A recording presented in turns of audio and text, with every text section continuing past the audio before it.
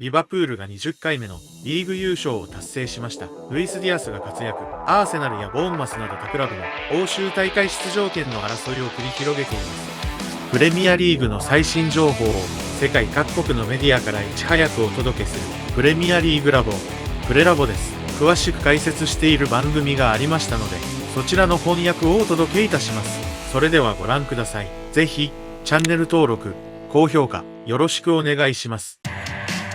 Today will surely be the day that Liverpool win their 20th league title. Luis Diaz, he's absolutely hammered that. They have roared into a 3-1 lead. And that is the Premier League won by the Premier League's player of the season. Champions of England for the 20th time.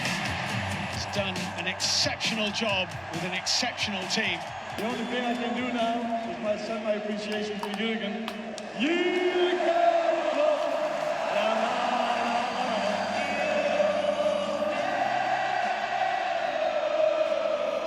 Congratulations, Liverpool, on clinching the Premier League title. These two both know that feeling. The stakes aren't quite so high tonight, but the fight for European football next season continues. Arsenal's priority is the second leg of their Champions League semi-final against PSG on Wednesday, but they remain on course to finish second for the third season in a row. Bournemouth up next at the Emirates, and Guy Mowbray was watching. Andoni, a win at Arsenal for the first time in Bournemouth's history. How does that feel?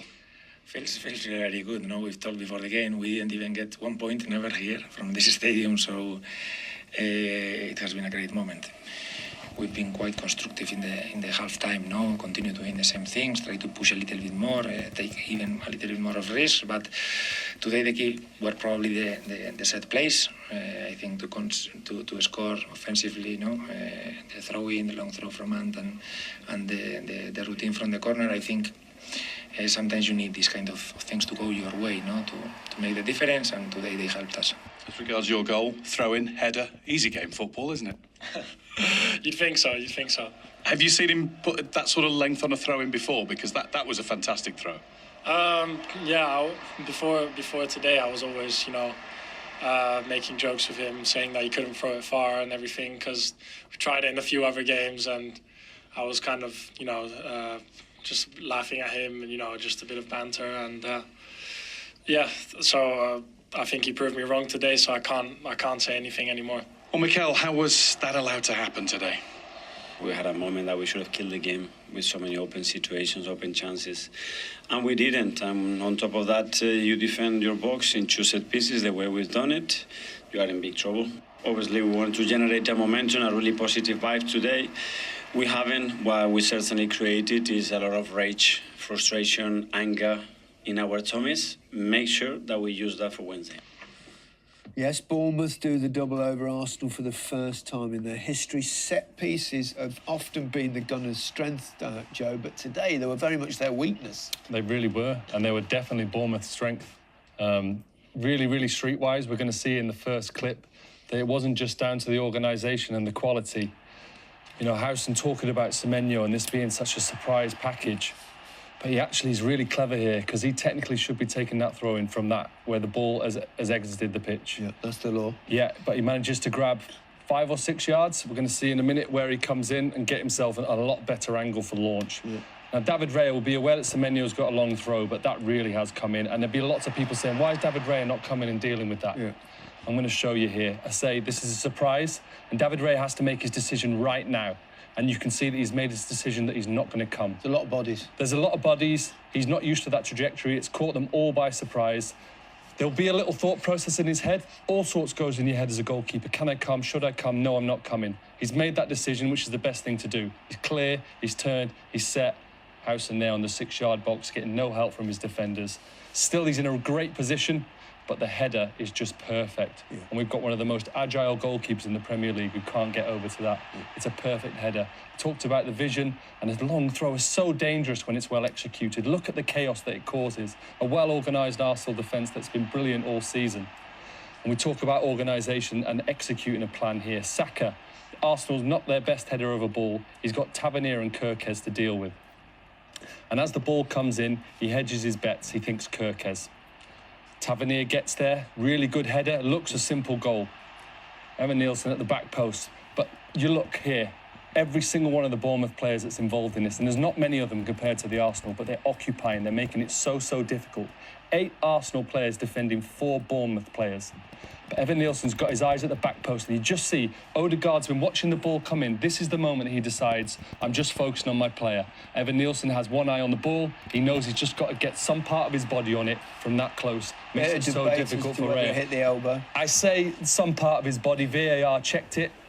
Definitely worth checking. Inconclusive, in my opinion, that hits his side. I don't think it hits his arm. And it's a really important goal, and it wins them the game.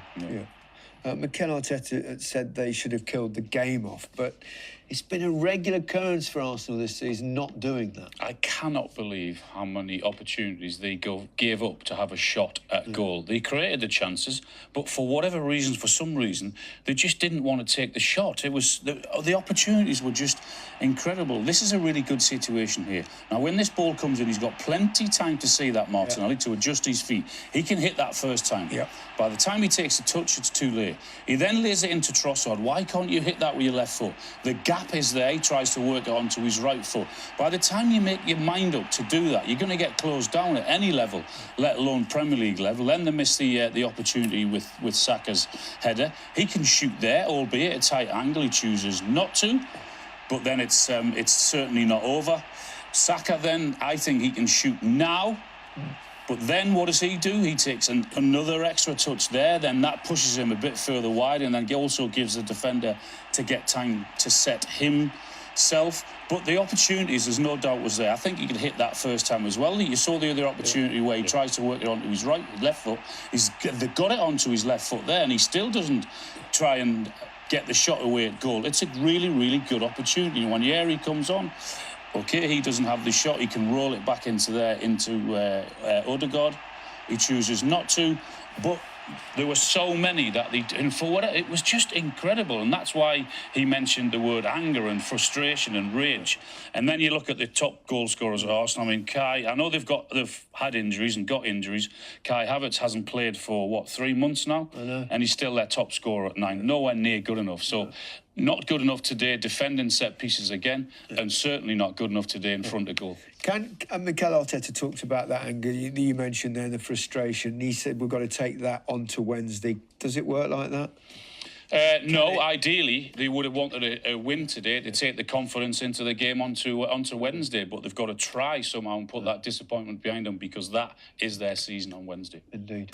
Aston Villa and Fulham were both still in the mix for Europe. Villa needed a win to stay in Champions League contention. Fulham could still claim a place in the Europa Conference League. Steve Wilson was at Villa Park. ご視聴いただきありがとうございます。感想をコメントで聞かせてください。また、最後まで見ていただいた方は、チャンネル登録といいねを押して教えていただけると嬉しいです。